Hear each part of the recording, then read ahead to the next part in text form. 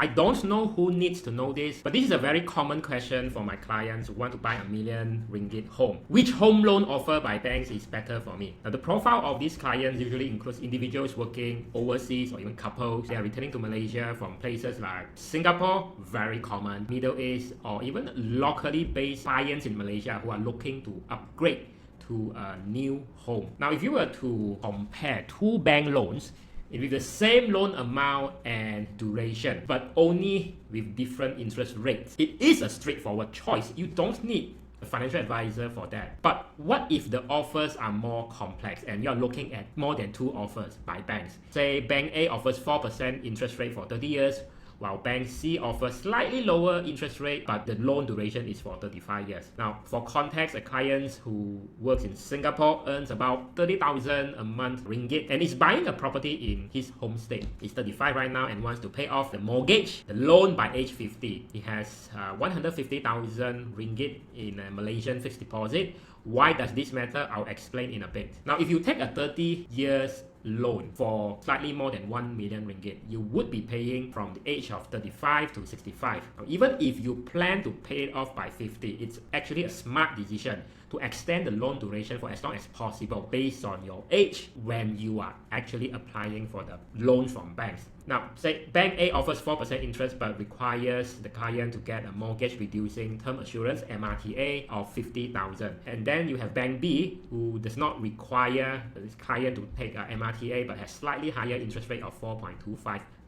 And then Bank C offers 35 years loan. Now this is a 35 year scenario where there's no MRTA needed and the interest rate is 3.95. Now if you look at this, you would be end up paying around 1.99, close to 2 million in total based on this offer. For Bank B, you'll be paying, or you would have paid for the entire duration, about 1.91 million. And with Bank A, it's about 1.86 million in total for the entire full loan duration. Now, say if you go for Bank B, because you like that, because there's no obligatory MRTA that he has to pay for, and the interest rate isn't too bad, you start paying at 35 and you intend to finish by 50, you naturally want to know how much the principal amount of the mortgage remains at 50 years old. I could crunch the numbers for you and tell you that it is around 700,000 ringgit. So this is kind of one of the many types of wealth management advisory where we help our clients make better informed decisions to reduce financial leakages, make their money work harder and more efficiently. Now there's a link, you can check out our client stories in our website and the scope of services that we provide. You want to follow for more for past and future videos like this to appear on your feed. So anyway, back to this case. Now, if you do not want to pay a 700,000 ringgit in lump sum at one go at 50 years old, but you still want to settle your mortgage for this home loan at 50 years old, then you could plan to pay 8,124 monthly instead of 5,312. This way, through this advisory, you know exactly what you need to do right now to hit your goals in 15 years' time. 8,164 monthly repayment with Bank B means that you are paying about 96,000 every year for 15 years. In total, you would have paid 1.46 million. Now, if you stretch it over 30 years, you would have paid around 1.9 million. I've shown you that previously, right? So by doing that, you are not only having more peace of mind at 50, but you would save almost $500,000 by settling your home loan at 50 instead of 70. Now, recall that there is 150,000 of emergency cash that I mentioned earlier.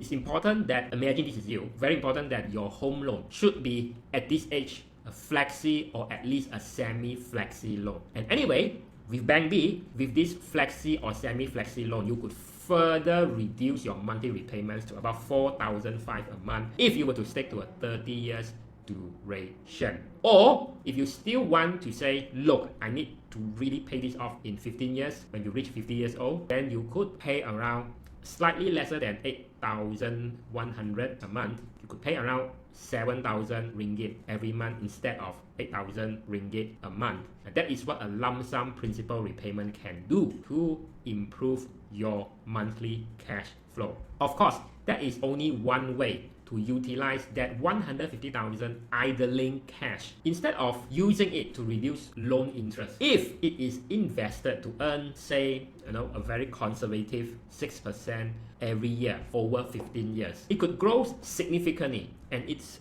definitely enough to partially cover the 700,000 mortgage settlement sum that is needed at 50 years old. Or if not, that could form part of your retirement fund as well.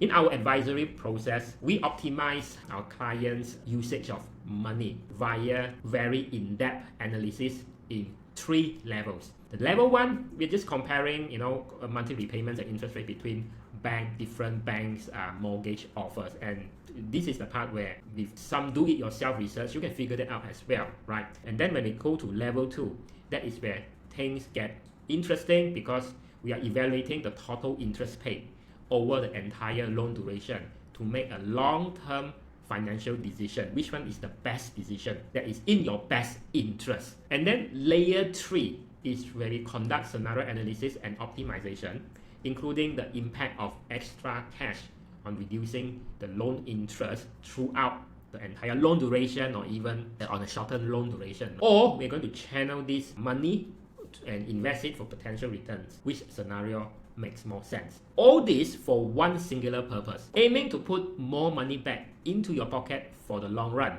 not the bank's pocket. So you can feel better peace of mind, debt-free by the time you retire, hopefully retire early.